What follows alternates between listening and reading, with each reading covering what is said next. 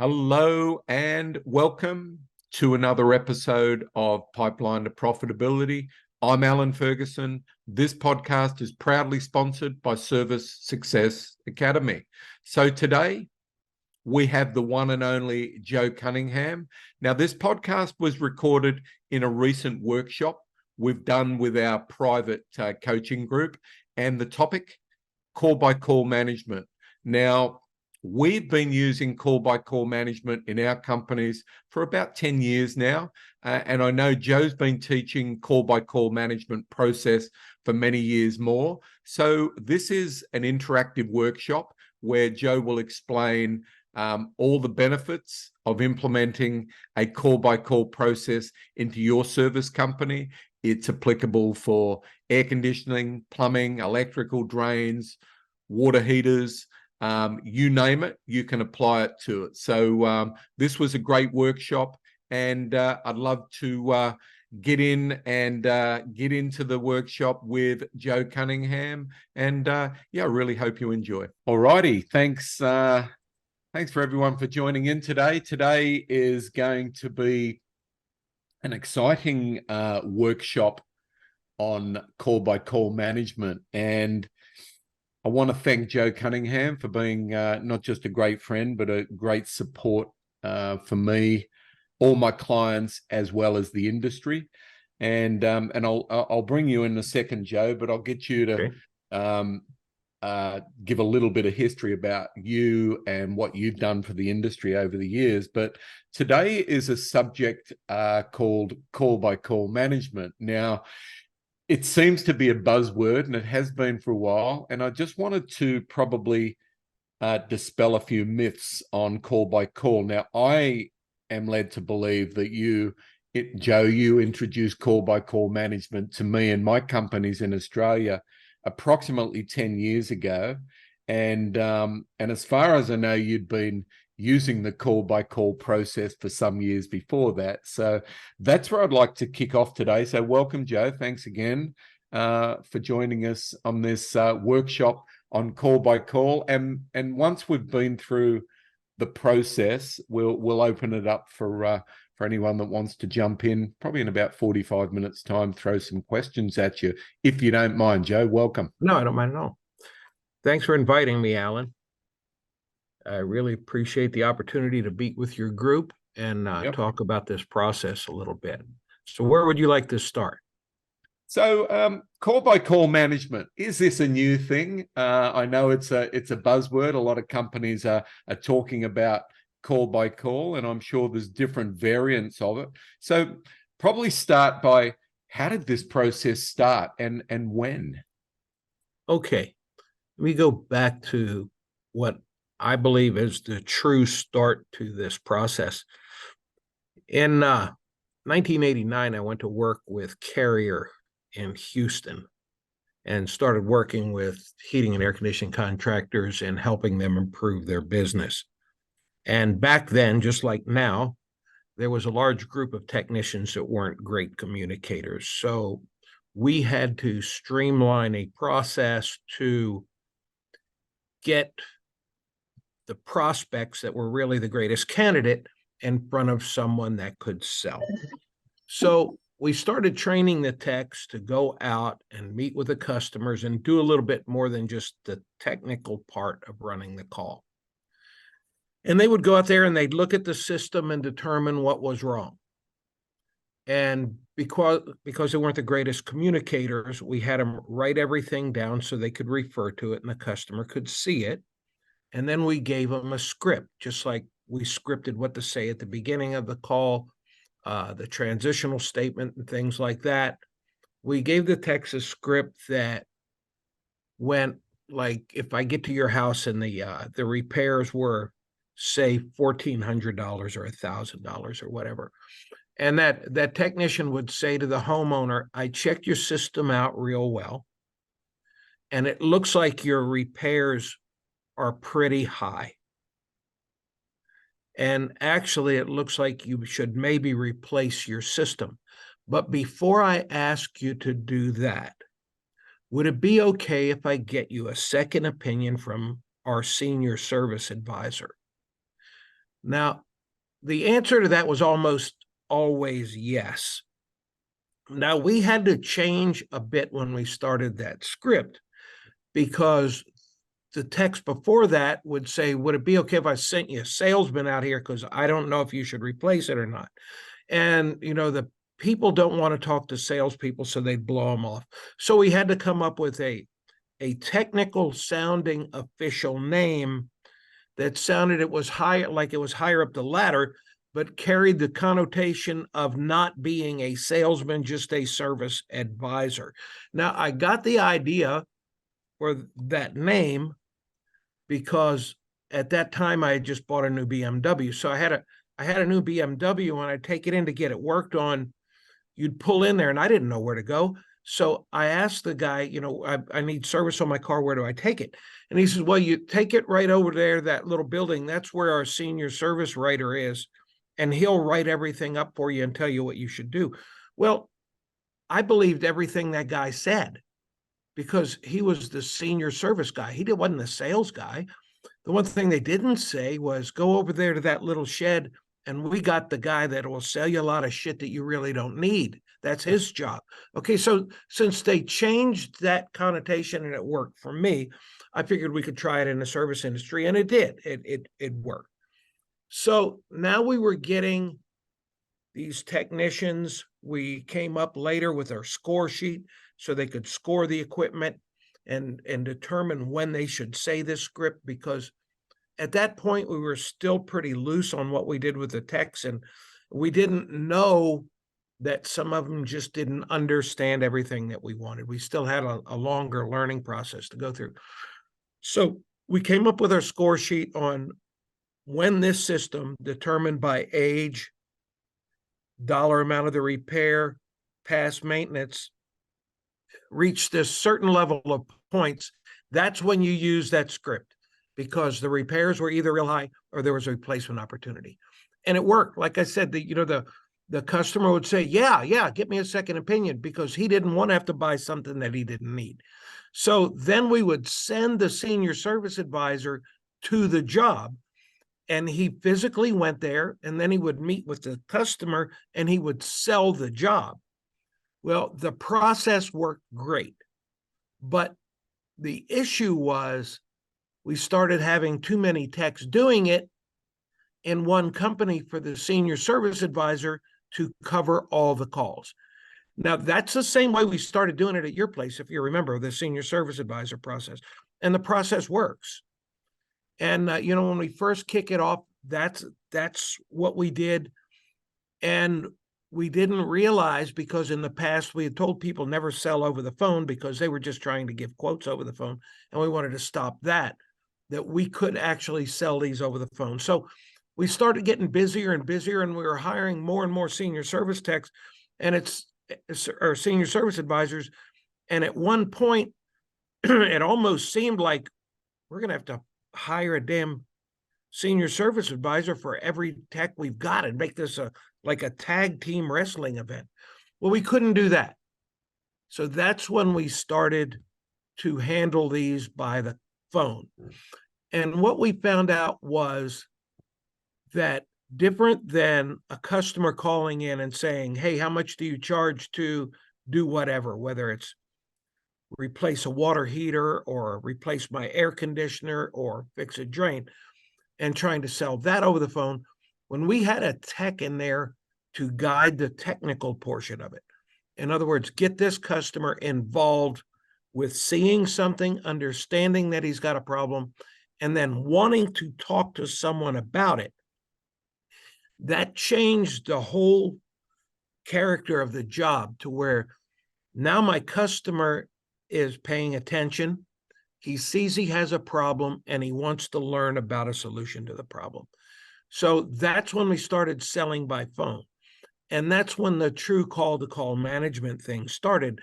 And I've been doing that with various companies around the country for quite a few years now in different degrees of engagement.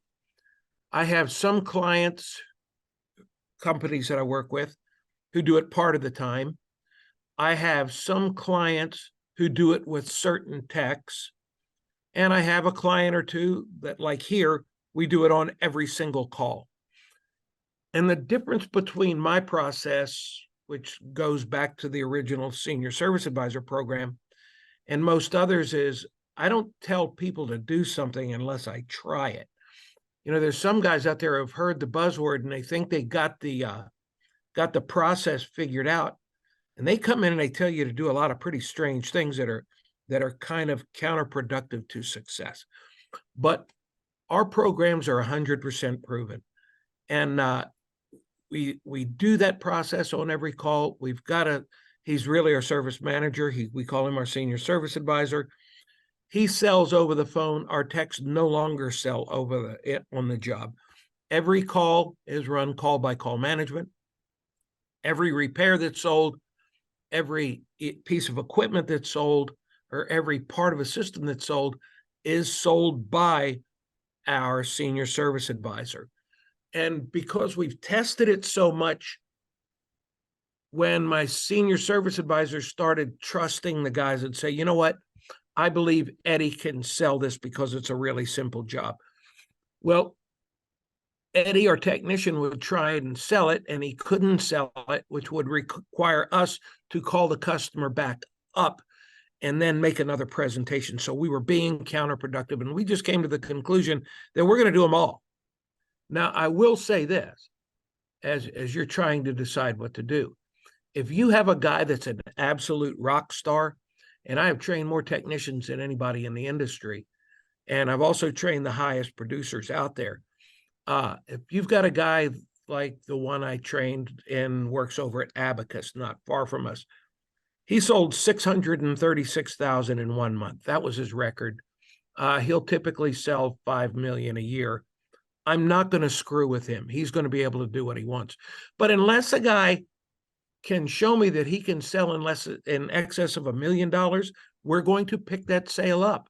And I would imagine our numbers will move north as we prove that we're able to do a better job at higher tickets and better turnover rates than most of the ones that are out in the field. So that's kind of the evolution of how it worked and how it started and how I started this process.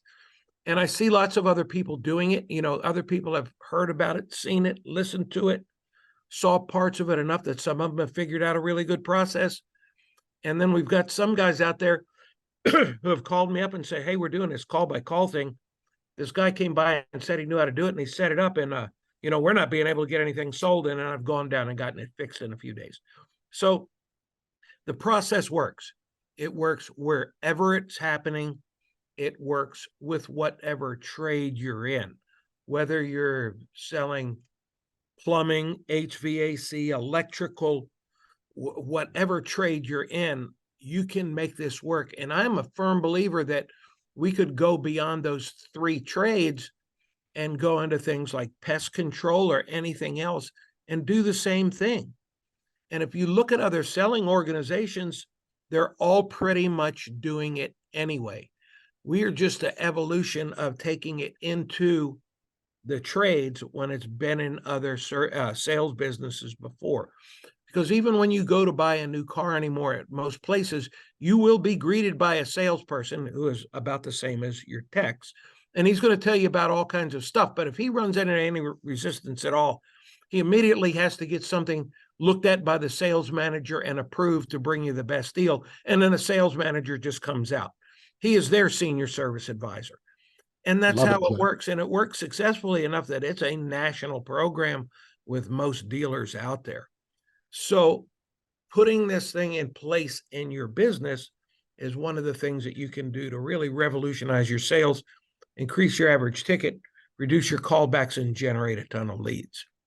Joe, do you mind if I just jump in for a sec? Because I'd just like to highlight, you started working with me in Australia, Sydney, around 10 years ago. I think it was 2013. And I just want to, because most of the contractors that are part of this group they're drain contractors, and so they should be, because that's where the profits lie, right? We implemented it. You highlighted that we had certain techs in our business that were able to generate big sales. We never had a $600,000 a month guy, but we had guys that were punching high 200s, hitting 300 a month. Yeah. And the way that we introduced it into our business, initially our senior service technician, and you could call him the senior drain technician because most of our revenue was on drains, helped the drain technician with the sale.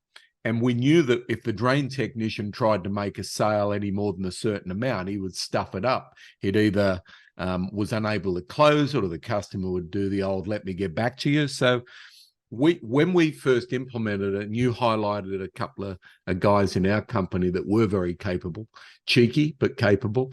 And the way we did it was our senior service technician advisor was just looked like a normal technician. He rocked up in the same truck, same uniform, and he was actually fluid on the road. So he would lead, or he would manage 4 to 5 technicians, and he would go from job to job. But the problem is when the initial technician needed help, they all seemed to be at the same time. So we realized that the senior technician couldn't be in all places at once. So then we started to implement it over the phone, by video call. So he may as well be in the office, even though sometimes, if you think about it, your technician goes to the job, he uncovers a problem, and you say, well, let me get my manager to drop in. That has a pretty serious effect to sales. But I'll hand it back to you in regards to why it's so critical and why it's so good for the customer. But this can be done over the phone because you're doing it with companies. And I'd probably like to expand on that a bit. But because this is a drain group, I wanted everyone to understand how we did it and how it's now evolving. Sure. The thing about sales of a high dollar ticket is that most customers are reluctant to spend a lot of money on something they really don't know a lot about without getting a second opinion.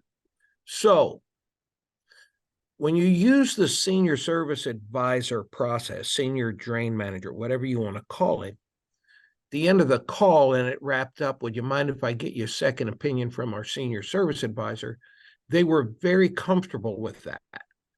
And being comfortable with that and then getting 2 opinions, although they were both from the same company, they were different people, put a lot of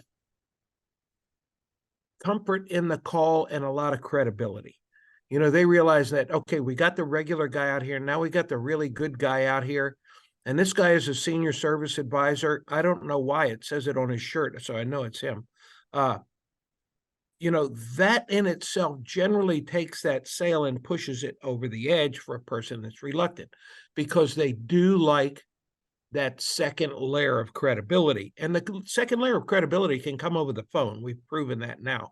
But it's the same as if you go to the doctor and the doctor says, hey, you've got a really bad problem with your whatever, and we'd like to get you a second opinion, or we can operate right now. I mean, what do most people want? They want that second opinion. I don't want you to cut anything off or sew it back on unless I have a second opinion. So that's what makes it so credible. Now, part of the process that's different on the phone than being in person, because now I've got to switch this layer of credibility to someone that is on the phone, is you have to set the call up better to start with. If you don't set the call up better to start with and take care of some of the introduction to what's going to happen on this call, a lot of times the technician that you send out doesn't have the communication skills that are strong enough to set it up for him. So the difference in what we do now versus what we did then is this. It all starts with the phone call. Now, the senior service advisor, number one, I want to get him introduced to my customer before the call even starts. And I also want my customer to feel that he is a very special person to our company. So the way it happens is our senior service advisor makes the introductory call. And I'm going to go over what that is in a second. But the reason we started doing this is because, especially after the pandemic, we have a group of customers that are buying differently than in the past. Now, everybody says the different generations buy differently. Well, they really don't buy differently. What has changed is how they reach the point to make the buying decision. You know, people only buy for two reasons: to solve a problem or to make themselves feel good. Now, if you can find any other reason than those two, I'd like to hear it. So they're buying to solve a problem or to feel good. If we can make them feel good about buying a solution to a problem, they're going to be more likely to react. Now, this Generation Z and Generation Y all buy different. That's all bullshit. They just communicate differently. The buying decision remains the same. And there's three truisms to sales. Nobody ever buys a solution for a problem they don't know that they have. Nobody ever buys anything for themselves that they think costs too much. And saying no is most of the time a defense mechanism because we didn't take care of the first two things. So I have to make that whatever we're going to do appear so valuable and to solve one of those two problems, make the customer feel better or to solve his problem, that it's almost irresistible. And that's why we started doing it this way. And another thing is especially in America and just as well as in Australia, we have a shrinking group of techs to work with. So we have to be able to bring them up to speed quicker. And when we're going to send them out to look at technical stuff, we have to address that first and then teach them how to communicate. Now, they do have to how to communicate, but sometimes they're not as adept as they should be. So we had to put those two things in there. And then as we go along, we want to be able to successfully turn this entry-level tech into a superstar producer one way or another. So now that we've taken a look at that, we see the buying motivations have never changed, just their perception of value is created differently than before. That's why this was put out there. So it all starts with a call from the senior service advisor as he sets this thing up. You know, the senior service advisor, instead of the CSR calling and saying, hey, our tech Jim is on the way to your house, I just wanted to give you a heads up, he'll be there in 20 minutes. We change it all. We want to start building the perception of value right now. We want to let them know that they are very special to us. So our senior service advisor, he uses a script that says, hello, Mr. and Mrs. Johnson, this is Bob. I'm the senior service advisor with Allen's Drain Company, and I'm going to be your primary point of contact for today's call. Now, when I say I'm going to be your primary point of contact, what does that really mean to a customer? Well, to them, it's a special place of importance in a company's level of customers. Very few people will ever be told on a phone call or in person that they've got a primary point of contact. I mean, somebody in there that's just there to take care of them.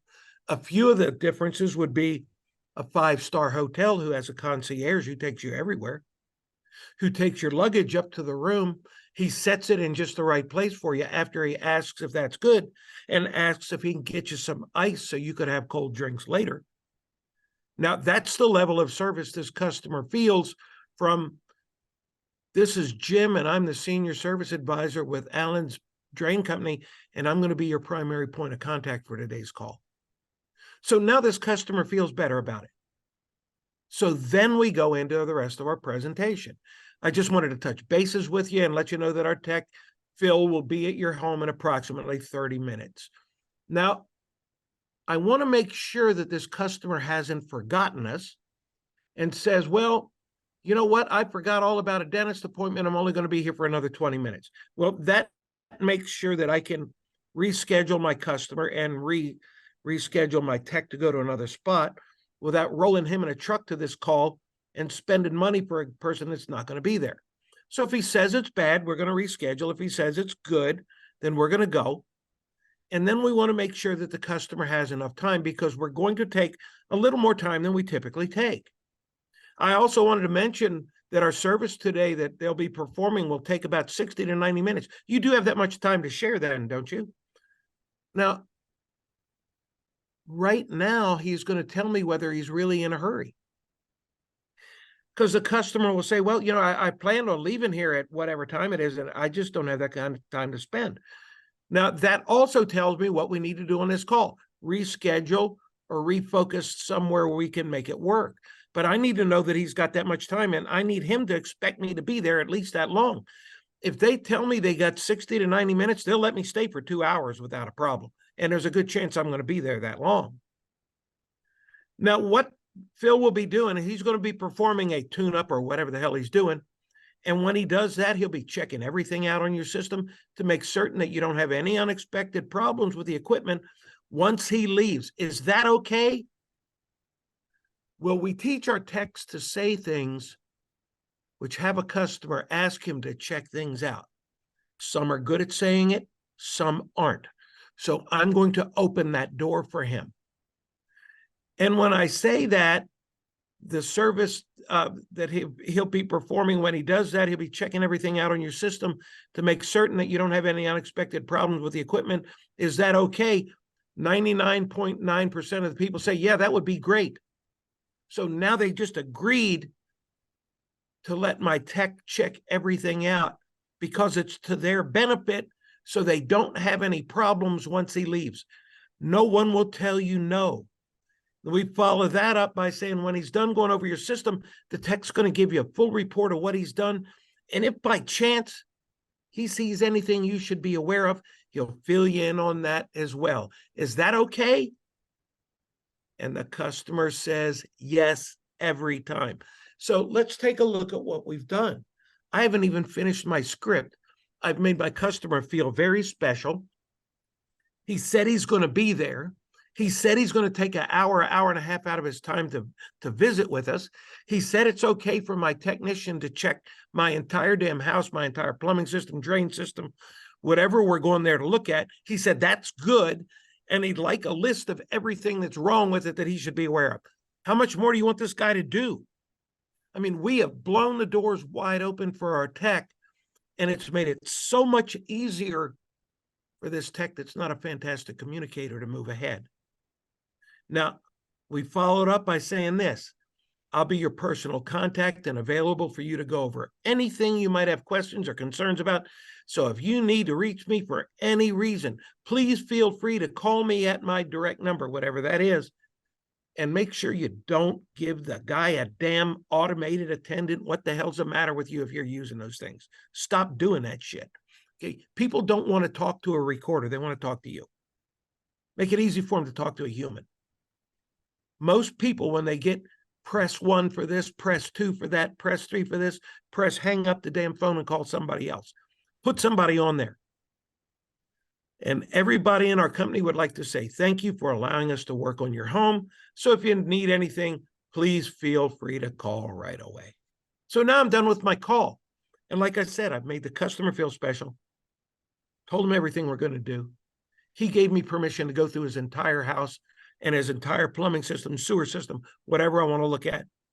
He gave me permission to give him a list of everything we found wrong. I gave him my personal number so he knows I'm available to answer any questions, and I thanked him for doing business with us. How much more can I open the door for my tech, and how much better can make my customer feel about this? And this is all part and parcel of making your calls work better. Whether you do call by call, whether you do any kind of call, you've got to set yourself apart. You know, the problem with most plumbing, drain, air conditioning, electrical companies, and everybody else is everybody looks like, acts like, talks like, and walks like everybody else. And the only difference is I want to charge more money. Well, how the hell is that going to work? You better start right here. It all starts by opening the door. Then, hey, Joe. Yes.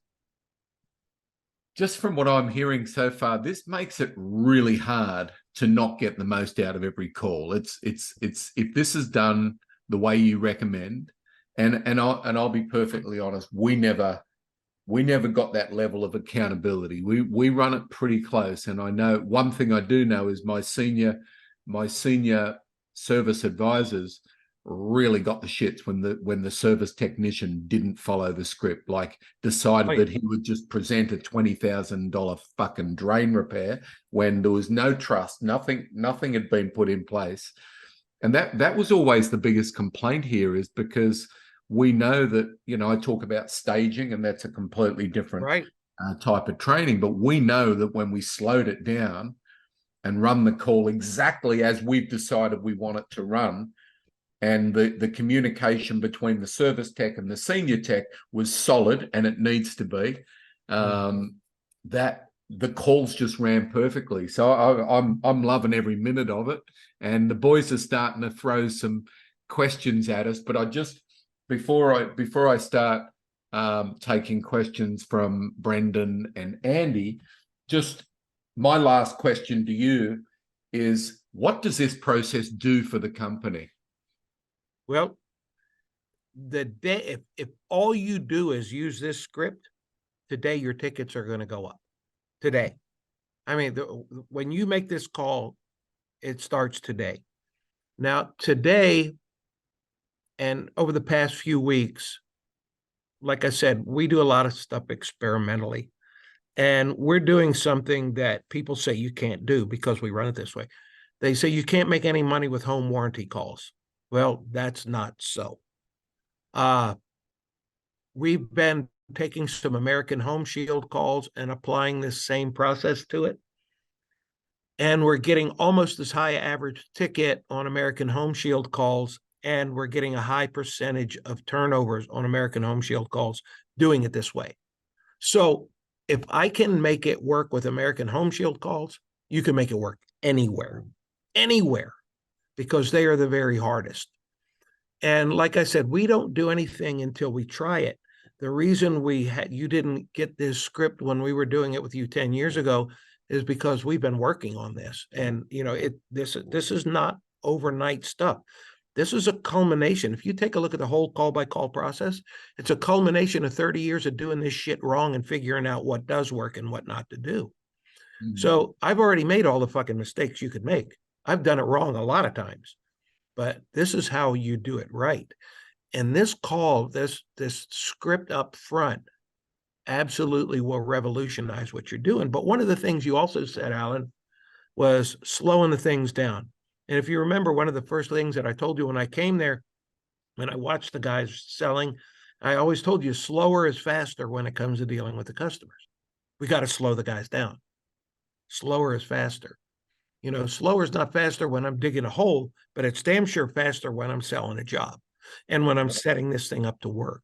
So that's how this works. So now my customers told me that it's okay for my tech to do all the stuff that he wanted, and my tech isn't jumping the gun.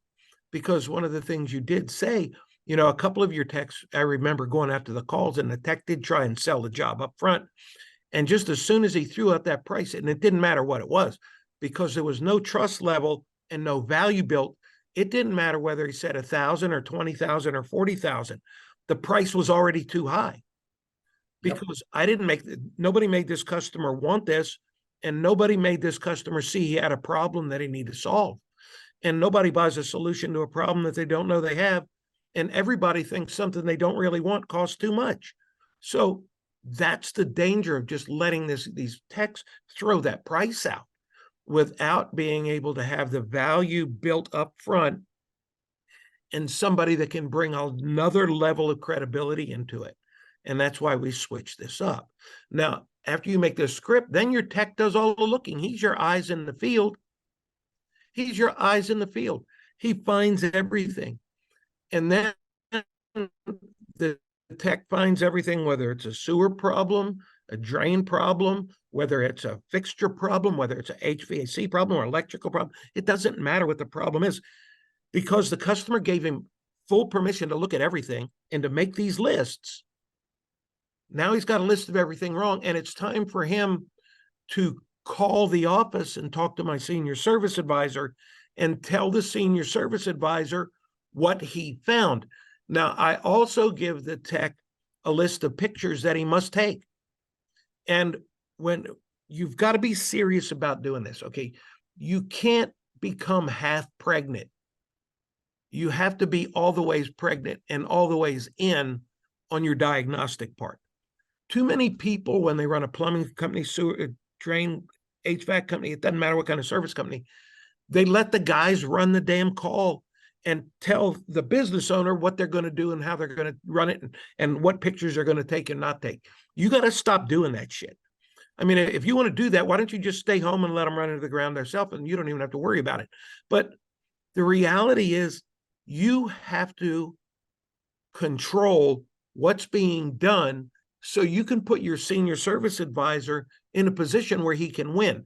Because if I'm a senior service advisor and I'm sitting in the office and I don't have a full list and description of everything that's wrong, plus a picture of it, and the ability to take a tech that might be green and say, hey, Phil, when you were looking at that, did you also get me a picture of this? Because this is usually a problem we see too. So now Phil can go and take that picture now before I make my presentation and have to come back and sell more. So I want all the pictures, all the problems, all the issues given to my senior service advisor now. Now, my senior service advisor with all that information will be able to create his options list to present to the customer. So now we've got this technician who's in my truck. He needs to go back. He can't disappear. But as he appears, I'm going to be on the phone as a senior service advisor with this customer. The tech's job now, he's already found everything wrong. The tech's job now is to assist me in my presentation. So if I'm a senior service advisor and I need to say something like, hey, Alan, one of the things we're going to have to do is put in a new clean out, and it's going to be right out here on top of your sewer line, which Bob discovered there. Why don't you take him and show him where I mean, Bob? Well, Bob's going to be able to take him out and keep everything moving. So it's a on the phone presentation, and my tech is going to show him what we're going to have to do. So now he comes back in and does it. He just doesn't make that presentation. My senior service advisor does.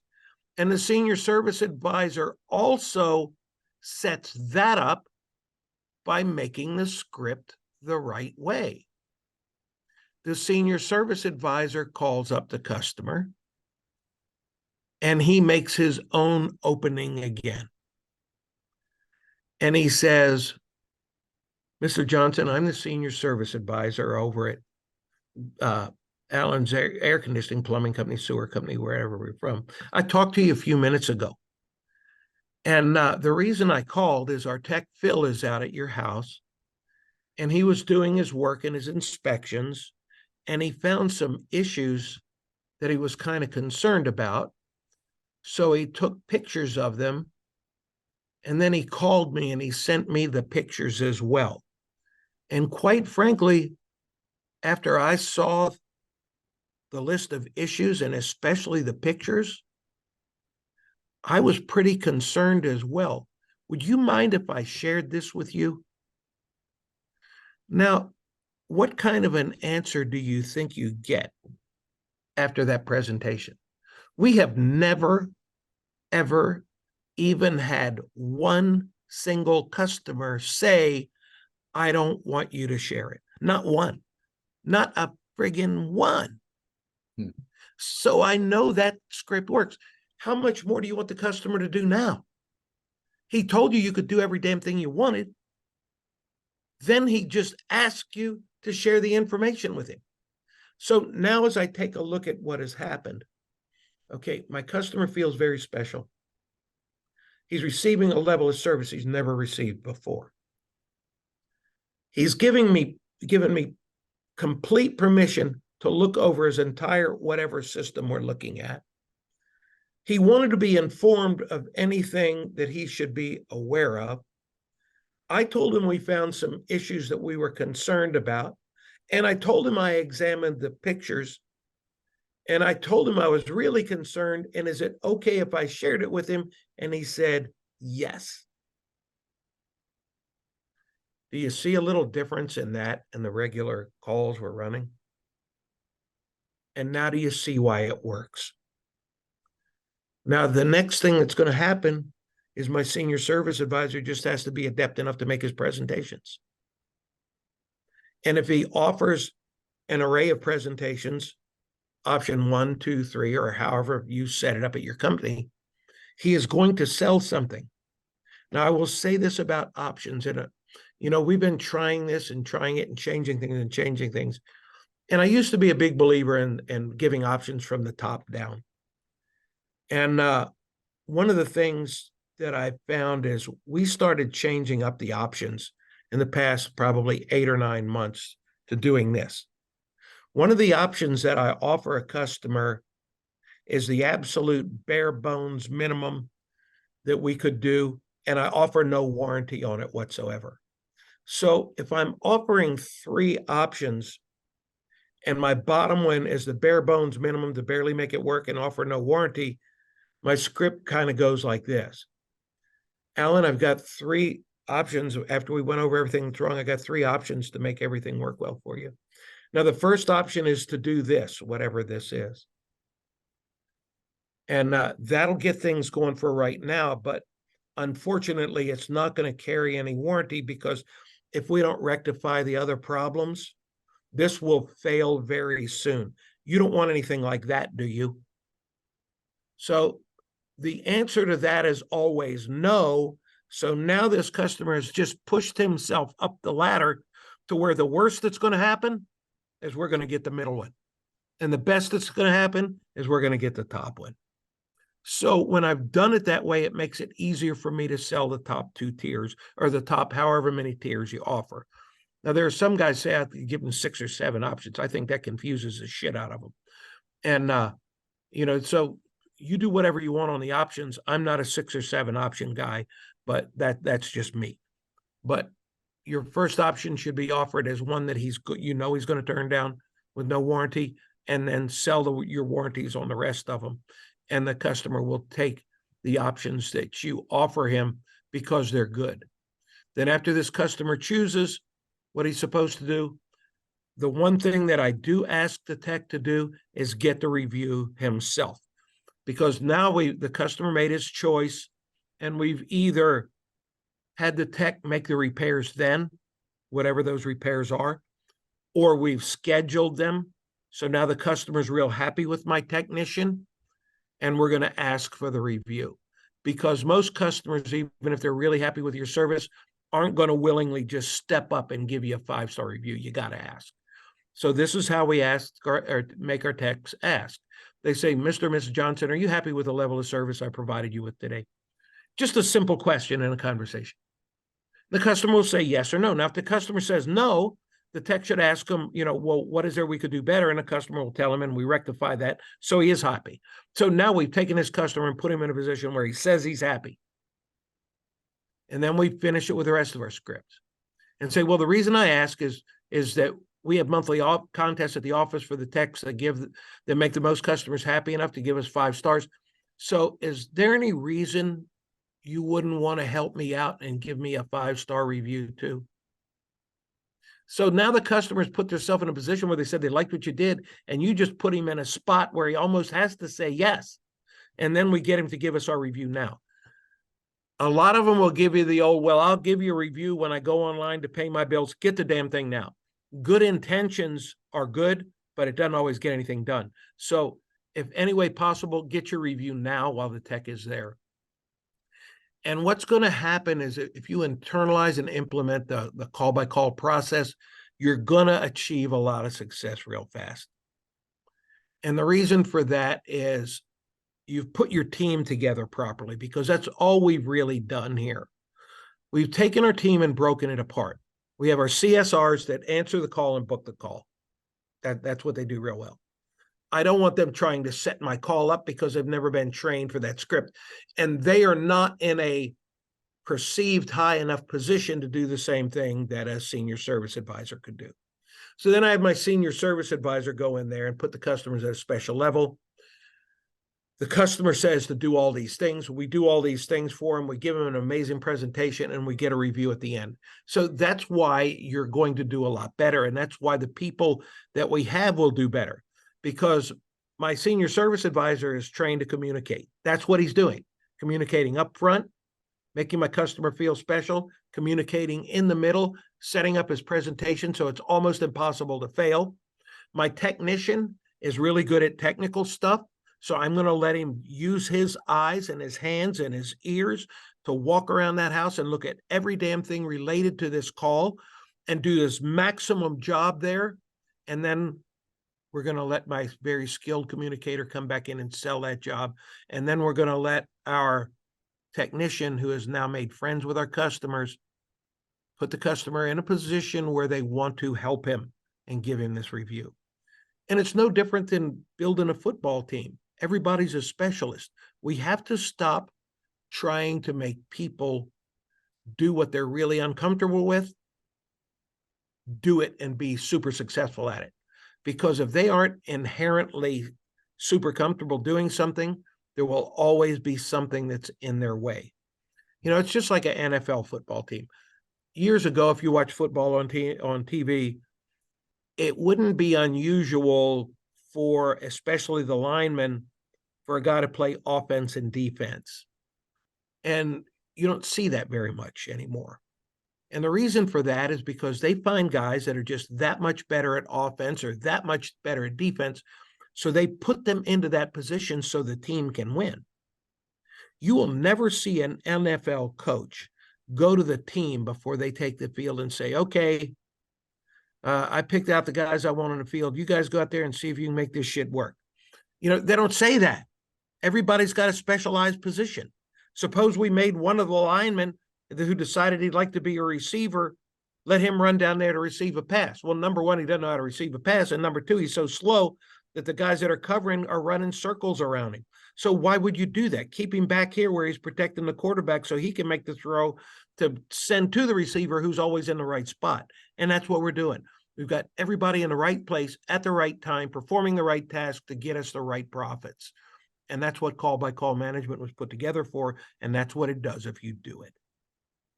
Perfect, Joe. Listen, that was fantastic. And every time I hear you talk about call by call, I learn something new. And I try to take everything that you taught me over the years and apply it specifically to drains. Now, I do have a question from Brendan, and I'll just read it out. And Brendan, you can unmute yourself if you like. But how many techs per advisor? 3 to 5, yes. 4 to 5. I can usually handle 4. Yeah. Should you stagger each tech's schedule? Not necessarily. Look, I had this discussion the other day about staggering start times. If you want to have longer hours, it's not a bad idea to have techs that start earlier and techs that start later. But one thing that I've found, if your techs don't really want to start later and finish later, pushing them into that is sometimes can cause a bit of friction. So I'm not against the idea, but if you've got 4 or 5, 5's probably pushing it, especially if all you guys start at the same time. You can usually find a way with communication. Now, one thing I want to recommend, if those that are using an amazing dispatch CRM like Syrah, or even the other one, what's its name, Titan or something, or whatever you're using, that's great. You can probably get all the photos and get everything accessible that way. But I do know companies that are doing this spectacularly well or amazingly well using Slack. Everything you can do, you can put photos, you can communicate. So some of the communication can be done via a Slack channel if, for whatever reason, you're unable to get on the phone. So I just thought I'd throw that. And also, excuse me. Well, one of the things, Alan, that, because staggering the schedule, what happens if you get the one guy gets backed up with, he's got 3 dudes calling him all at once and they're trying to all get his attention, right? So, that's, you know what I'm saying? Like, so that's why I said, maybe stagger them like an hour apart so that they're. But I'll let Joe jump in. He's busting to answer this one. the thing about it is, they're all three going on a slightly different job. And they've all three got permission to inspect the entire system. So, number one, all three rarely finish at the same time. It could happen, but since we now have permission to look at everything in the house, if I'm talking to Jim and Bill calls in and I say, Bill, I'm probably going to be about 10 or 15 minutes. Why don't you go get more pictures of it? Just give him something to do. Give him something to do. And then let him go do it. They don't like waiting because, 90 seconds doesn't sound like a long time, but hold your breath for that long and see how it feels. And that's what it feels like when you're on hold. So I don't like leaving them hang on hold. So find something for them to do. Let them organize shit in their truck because it's all screwed up anyway. And the customer doesn't know what the hell they're supposed to be doing anyway. So do things like, well, you're plumbers, so get them a thermal imaging camera. And that's one thing I have all plumbers do, and turn the hot water on in the spigot and take thermal imaging pictures of every trap. Why wouldn't you want to know how backed up they are? Make sure that he's dropped dye tabs in the toilet. Let him go around and flush them. Make sure that we don't have any water leaking into the bowl. Make sure that all the jets around the top are running the same as each other. Are they all pulling the anode rods on the water heater? Where if they're not, they should be. Are they all checking the T and P valve? So I got lots of stuff for him to do. And, the main thing is having your checklists of everything you want done. And then say, Ed, I tell you what, why don't you send me a picture of your checklist? There's going to be something on there that isn't done. So then you can give it to him to do. There's always ways to buy your time. But in reality, we're sending them out in three different directions. They're all going different distances. They're all going to a different job. One house is going to have 2 bathrooms. One's going to have 1. One's going to have 3. One's going to have stuff in the basement. One's going to have stuff in the utility room. So you've got a lot of things to look at if, and this is the big if is a big word, if they really do everything you want them to do. So what is that you want them to do? And the more complete they make their inspection, the more stuff they see. The more stuff they see, the more stuff they find. The more stuff they find, the more opportunities that you will be able to offer. And too many times we're leaving stuff out there and just paying no attention to it. I'm looking at plumbers and they're coming back in. And they give me one thing. I went to this house and I unstopped the kitchen sink. Well, the house is 40 fucking years old. And there wasn't anything wrong now. No, nothing wrong. Well, they've never changed a single fixture in the house. They never check the water pressure in the hose bibs. If I go in the shower and look at it, if it's a hard water area, all the chrome on all the fixtures is peeling off and looks like shit. So why aren't we looking at that, taking pictures so we can sell softeners and selling filtration and offering to change the trim in their shower stall, and then offering to change the spigots on the sink, because when we make those match, your bathroom will be so beautiful, Ms. Johnson, it will almost look like you remodeled the whole thing, and I can do that while I'm here. So there's all kinds of stuff you can find, but you got to look.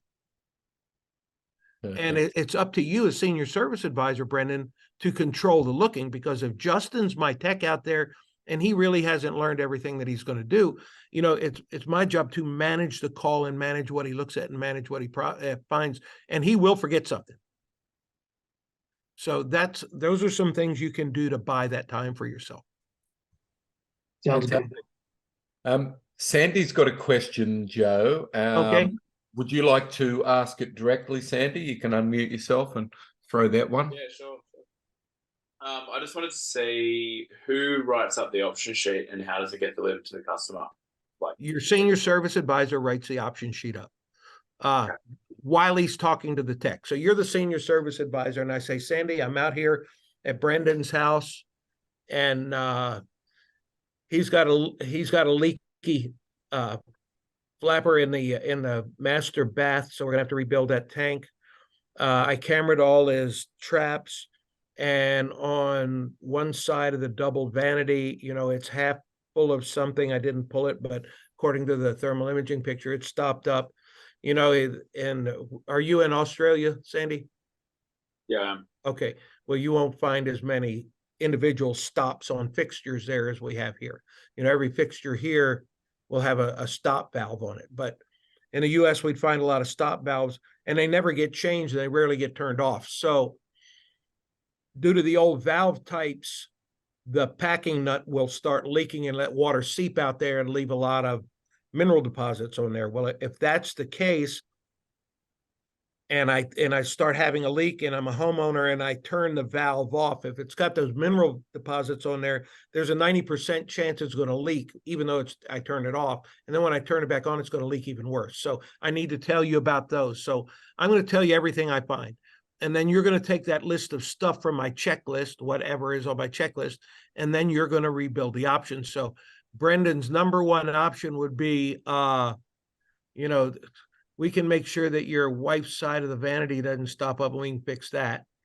And we can do this, which will solve that problem. But if all we do is replace the flapper valve in your toilet, it's going to carry no warranty because of whatever.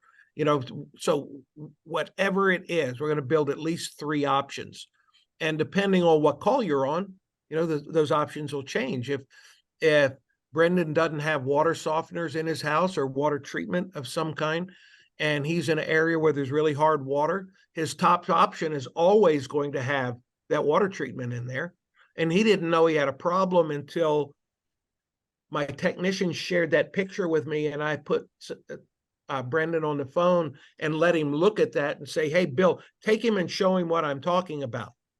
So he can show him that, and then he can flush that toilet in that area where they've got really high calcium deposits, and he can see that red water coming down there, a little bit here, a little bit there, a whole lot there, a little bit here, none there, all the ways around. So he thinks we really need to replace the whole damn toilet, because the slow flushing is not going to be fixed by rebuilding the tank alone, because he's got other problems too. So that helps me build my options, but that's done while I'm talking to the tech. Like Daniel's sitting in his truck now, he would be in there and he would be my technician, and he would be talking to me and showing me his list. He'd send me the picture and everything that he thinks I should have. And then he and I would go over to make sure we've covered it all. Now, if he sent me the picture of his checklist and it didn't have everything checked on it, I'm going to tell him to go do it and then call me back. And then I'll catch my other tech. Fantastic.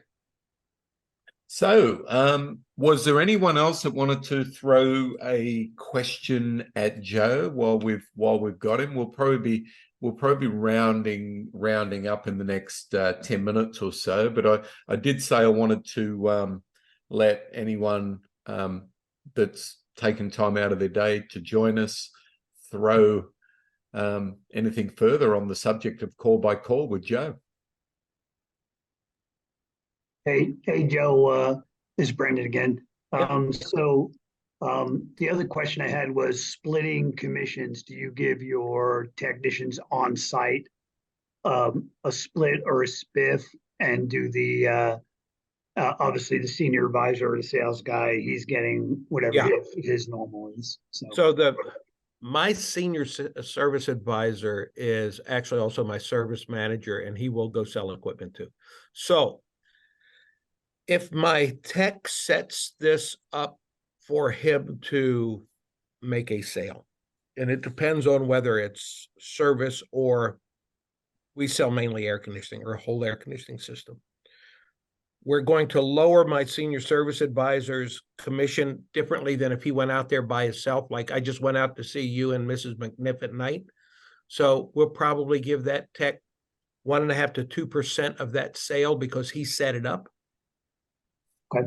And our technicians are, for the biggest part, on incentive or performance pay anyway. They get paid $20 to run the call and 18% of the ticket. So let's say Daniel's my tech. So Daniel runs the call, and just for going there, he gets $20, and he sells $500 worth of stuff. So he'll make 50 and 40, 90. He'll make $110 to run that call. Those are just easy numbers, but that's how he gets paid. So he does get incentivized for that sale. And my senior service advisor is making it. So now my senior service advisor, he, like I said, he's my service manager, and he makes a pretty good salary.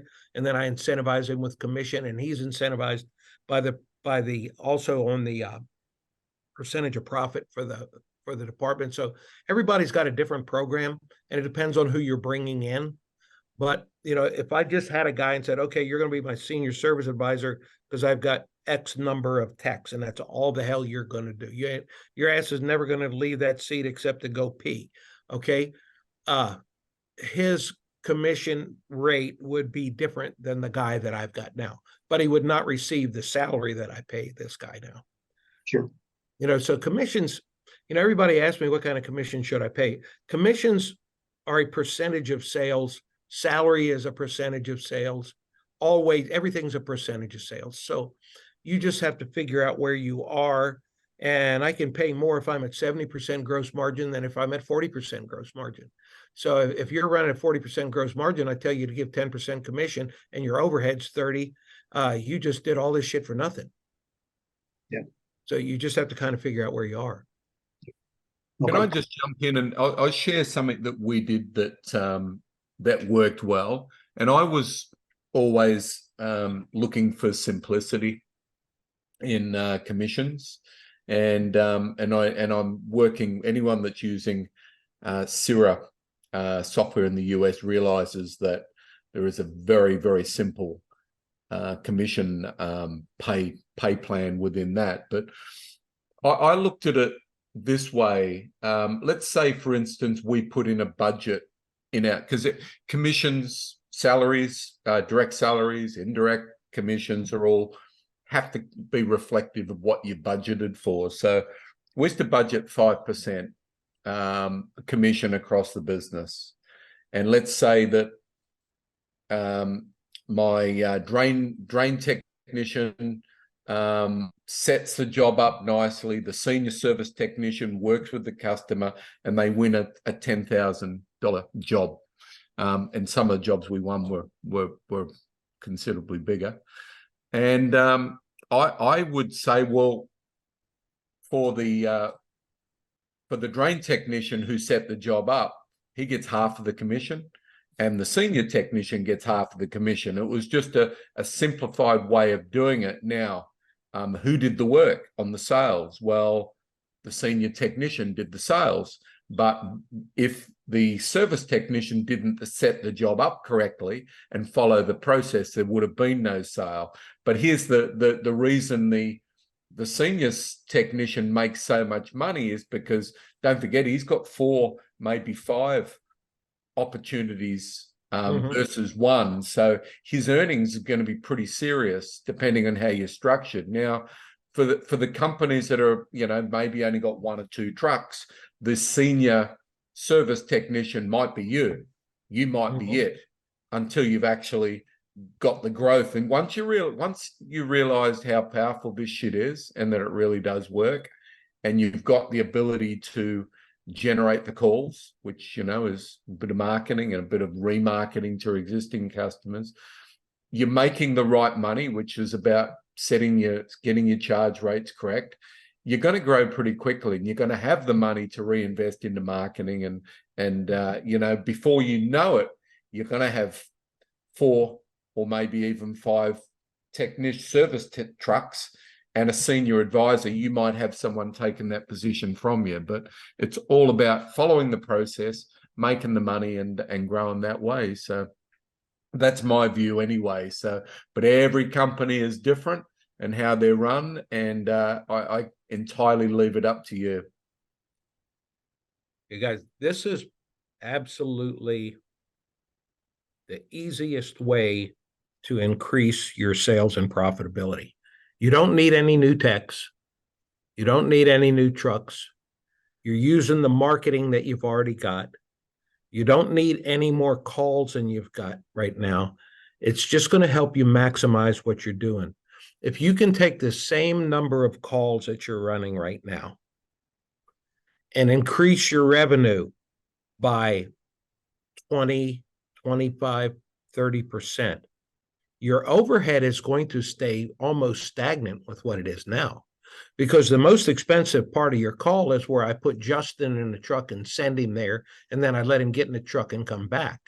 So I don't have any more gas. I don't have any more insurance. I don't have any more tires wearing out. I don't have any more lead generation costs. The only thing I have is a little bit of labor added to that job. And my percentage of profit on this 20 to 25% increase in my ticket will probably be at 2x what the profit is on the rest of the call. So you have to make more out of what you've got. And, and I keep telling the guys, watch the number of calls that you're making your guys run per day. And I work with lots of companies all over the world. And what I'm seeing, and it's proven to me over and over and over again, there's these 4 and 5 calls a day for guys, you almost condemn yourself to all low tickets. Because if I've got 4 calls a day and a guy wants to work 8 hours, how do you block them, and how much time do you spend in the truck, and how much time can you make sitting your ass in the truck? The magic number to me seems to be right at 3, somewhere between 2 and 3. To tell you the truth, if my goal per day was $3,000 a tech, or 2,000 or 1,000, it would suit the shit out of me if he only ran 1 call.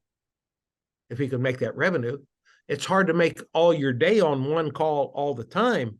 But if you take a look at it, if I'm marketing enough for 4 calls a day, and I got 3 techs, and I decide, okay, we're going to make more out of every call. Every tech's only going to run 3, but they're going to be profitable. I still got 12 calls.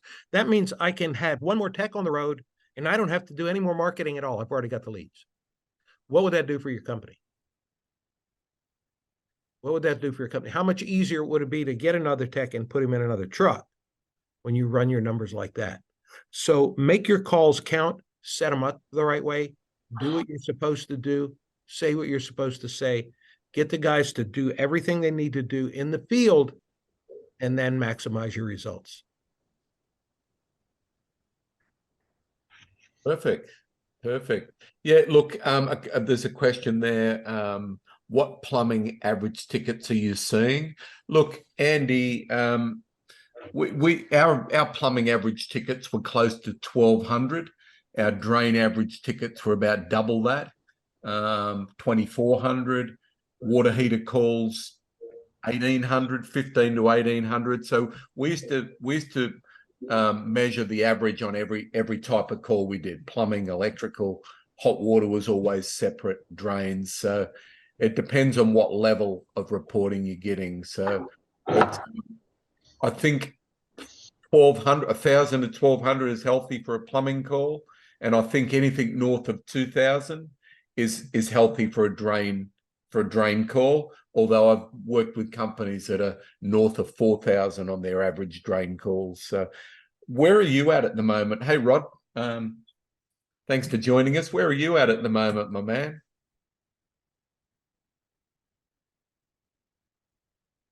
That's all right. Well, I don't know if there's any. Rod, or are you talking to me? Sorry. Sorry, I threw that one at Rad. Oh yeah, I thought you were, but I wasn't sure. Yeah. Sorry, I'm in Omaha. Does that answer your question? Did you ask me? No, I just asked how you were tracking some pretty solid average tickets. I just I'd like the group to hear how you going at the moment. Good, we are good. We just finished 3 big jobs. We have 2 scheduled for this week, besides whatever service calls we are doing. Things are going well.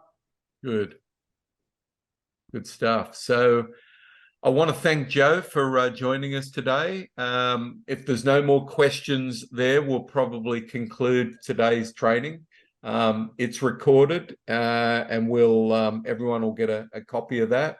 And yeah, so thank you, Joe. I appreciate Thanks for having me, Alan.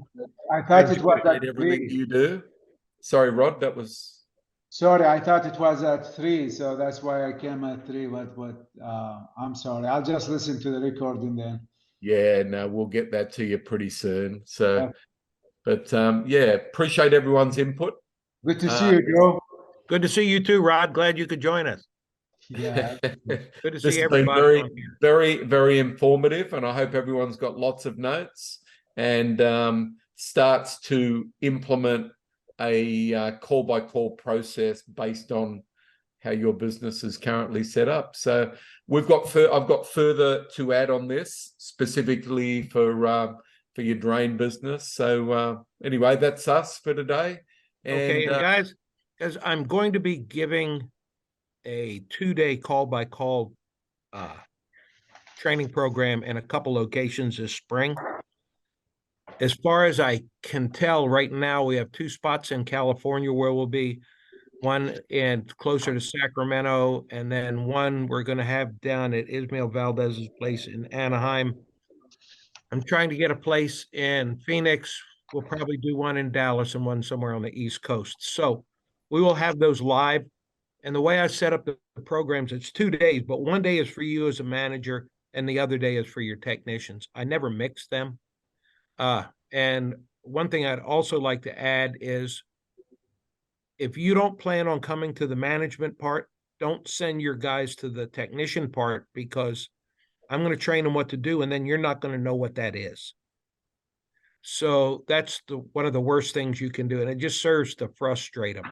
Because I can't tell a guy, you know, did you go to the training class? Yeah. Did you learn anything? Yeah. Okay, go do it. How the hell is that going to work? You don't even know what you sent him to do. So you've got to go to the management side. And this stuff works, guys. If I can help you anyway, let me know. Alan can forward you my telephone number and my contact information. You know, if you want help with developing lists or whatever, let me know. You're a member of Alan's group, so we'll do that for you. And I appreciate you having me on here. Thanks. Is the one in Dallas is going to be through Service Nation? Yeah, I'm going to be doing one in Dallas through Service Nation. Yes, I am. Okay, because that would be the closest one to me, so I'm 100% going to make that one, but not the other places. Okay. Yeah. Okay, you can come more than once, Rod, if you like it. I don't want to spend the money. Okay. Yeah, I always hear that. More than one time. Okay. All right. Thanks, guys. I'll see y'all later. Well, thank you very much, Joe, and I'll share all your contact details with everyone and you give me all the dates and the times and everything, and I'll make sure the group gets all that. So, okay. Thanks again. Thanks for everyone for joining, and this is a wrap for today's workshop with Joe Cunningham. Okay. Thanks, Alan. Cheers, guys.